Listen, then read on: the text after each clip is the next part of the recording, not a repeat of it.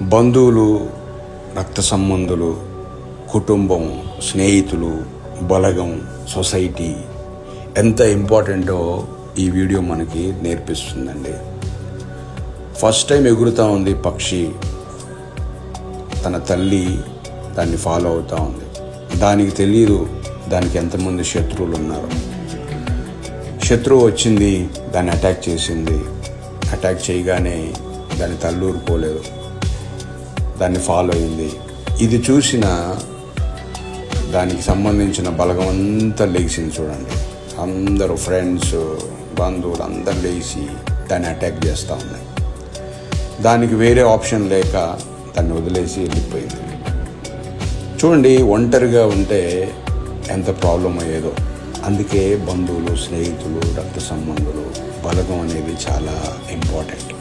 అయితే బాధాకరమైన విషయం ఏంటంటే ఈ రోజుల్లో ఒకరంటే ఒకరికి పడకుండా పోయింది.